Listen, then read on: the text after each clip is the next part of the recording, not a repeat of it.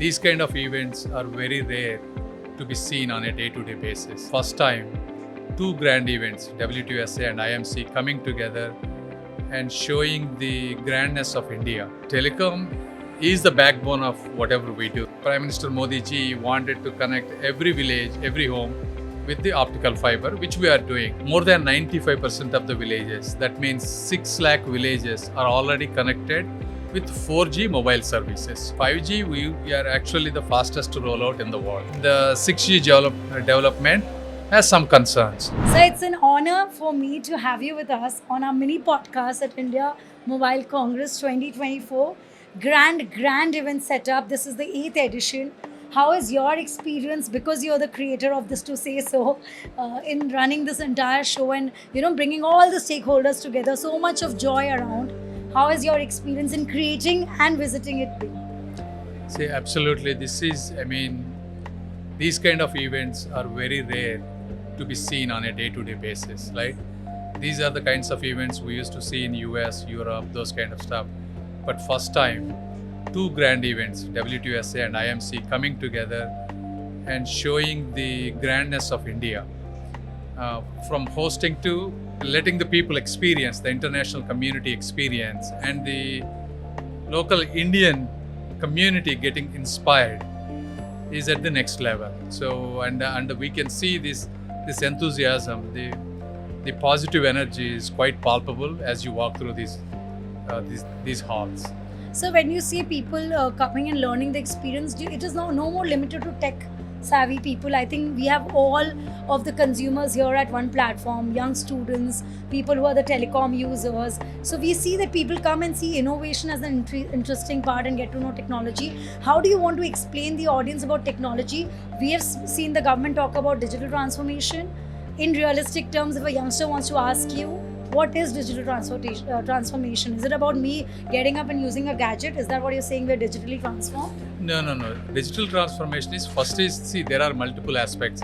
For any device or any technology, when it comes into the market, initially everybody will use, and they may not know the exact use cases, right? How to use it in a more balanced way and more appropriate way, I would say. This is part of evolution. And then people will figure it out exactly what it is meant for me, right? Whether it is for education, or whether it is continuous learning for some people, or whether it is accessing healthcare, where you cannot access that kind of quality healthcare resources when you are in a remote place, or whether getting the government schemes or the awareness of government schemes so that you can participate in that ecosystem. So all of these, it will take some time. First, getting the access, and second, educating them, and third, empowering them to use it in an appropriate way.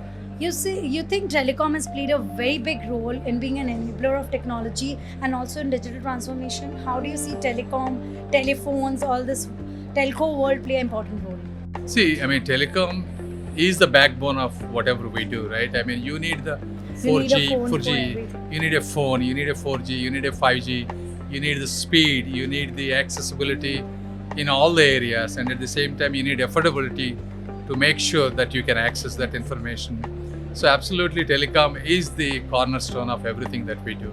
What has been more tough connecting the country together? We have gone rural India with our connections. Everybody has a smartphone today in rural India. What is tough according to you yet for the government to go and get connected? The bridge is still there to cover up?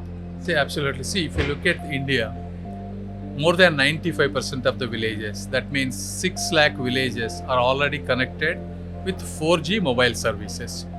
There are 24,000 villages that are not yet fully connected. These are the things really northeastern, really remote areas, hilly areas where it's very difficult to go build the towers and all that stuff.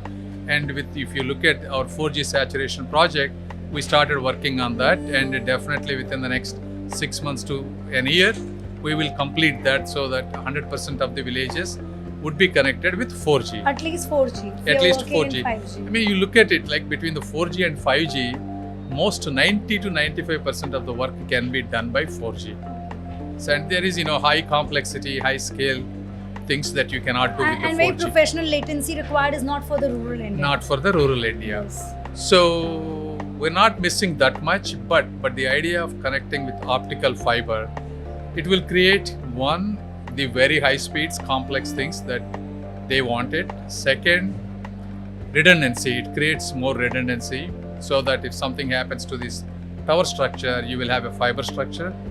So because of all these reasons, Prime Minister Modi ji wanted to connect every village, every home with the optical fiber, which we are doing. Meaning already 200,000 villages were connected, and the rest of them will be connected with the BharatNet Phase 3. But having said that, in the initial phases, whatever we did, there were obviously some issues because the technology was rapidly evolving. In the BharatNet Phase 3, we want to make sure we don't repeat the same issues. And at the same time, we also correct those issues. So the entire 100% villages, more than 6 lakh villages, would be connected with high quality fiber. So with technology growth, we definitely need the infra growth in parallel to grow as fast as we can. What has been, we have also seen our Honorable Prime Minister talk about having the do's and don'ts in line. It's like we should not grow out into a digital world in a berserk manner. The young generation is addictive, we are addictive, we want everything instant. So how do we deal? What is your suggestion for us? What do's and don'ts you want to bring to our lives that we won't be able to use certain things certain ways? This is a very interesting and also a concerning issue for everybody. You look at all the parents, right? Parents must be struggling for the kids to control the mobile phone usage and all that stuff. And not everybody is capable of controlling by themselves, right? This is kind of a, when you use these phones, you get this dopamine. It's kind of an alcohol. It's kind of a nicotine.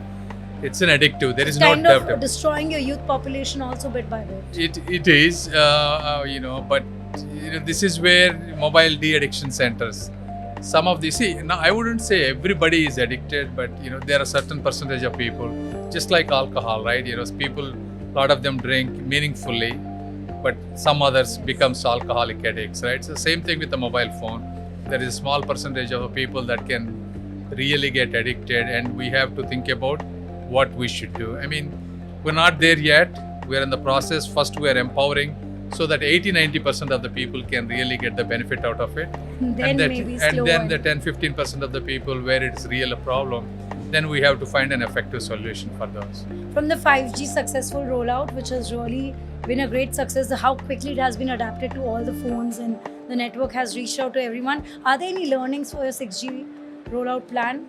Because it's gonna be a tough journey again. No, absolutely. See, 5G, we are actually the fastest to roll out in the world, right? If you look at it compared to any other country. The major challenge is the cost here. Because some of the operators who wants to install 5G, not only here, around the world, are not able to recoup the cost, the capex that they have put in. So they are still getting out of that trauma somewhat. So the 6G development has some concerns. And the gap between 4G and 5G is not really at the scale that most of the world needs at this time, right? Only 10-20% of the places where you need like automobile and other high intensity projects is where you need 5G. So that's the kind of concern that the industry people have. But as we work through these problems, I'm pretty sure 5G usage will be increasing. There will be industrial applications, and then there will be, as you get more these autonomous cars and other stuff, 6G will be valuable as well. In time going ahead when we have that plan. But before I have to let you go, it's a time crunch situation for you to be here. Tell me one story of your life with your telecom association. You have come from the era where you've seen phones, jo smartphone nahi the, they were all simple, call and talk to people. Any story, which was your first phone? My phone is like, I went to US in the year 2000. And at that time, if I have to make a call to India from US, I have to pay, I don't know, $5, $10. Oh my God. It's quite expensive. Yes. And then you get these cards to do these international calls, right? So that's kind of a little bit traumatic at that time. From there to now, every day you're speaking with your loved ones in a video call. It's a And transformative which is your journey. favorite app that you use on your phone, which you last used before you came in to have a podcast with Usually us? WhatsApp is Yeah. WhatsApp is the I think means it of is highly communication. promoted and used. Yes. Thank you so much. It was Thank real you. pleasure, and I have to congratulate you for a great success. And also have to say your personality speaks much more than, because I can feel your presence much more than people might be able to understand on the digital platform you're putting through. So thank you for being here and inspiring us and setting up a whole tech world for us. And next time when I talk to you, I want to go a little more deeper understanding your technology association and why Absolutely. you believe in the technology world that you've set up here. Absolutely. Thank you so much. you so much. Thank you.